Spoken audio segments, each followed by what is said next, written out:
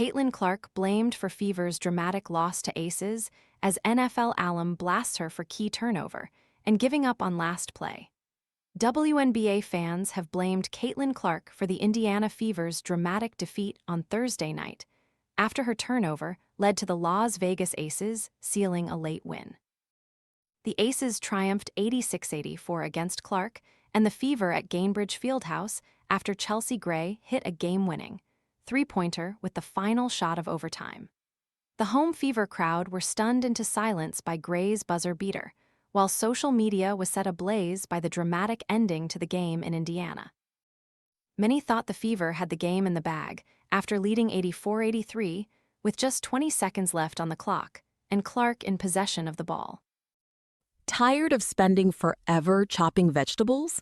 This all-in-one prep tool dices and spiralizes ingredients directly into a handy container, helping make salads, sides, and meal prep faster and less messy.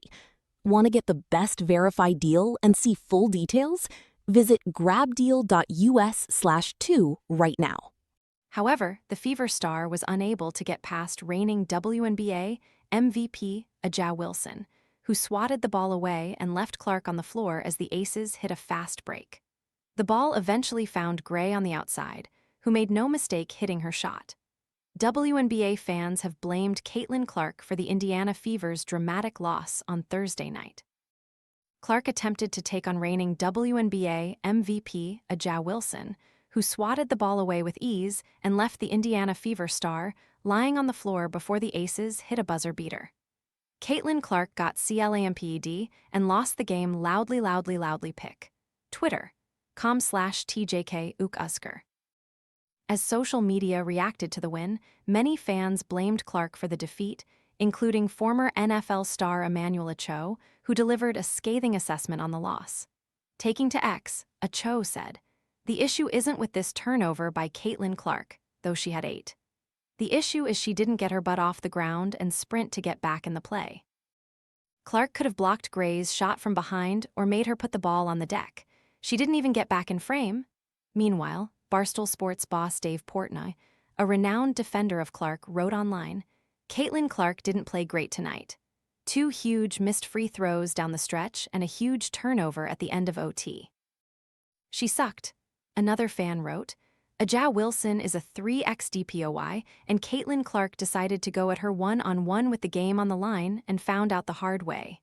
Caitlin Clark let us all down tonight. She choked," another said on social media.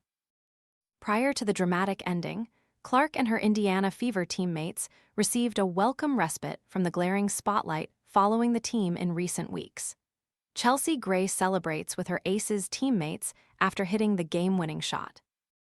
Back home in Indiana, the rallies that stirred up so much discussion during their most recent road trip were virtually non-existent, and the boos they heard repeatedly last week turned into resounding cheers.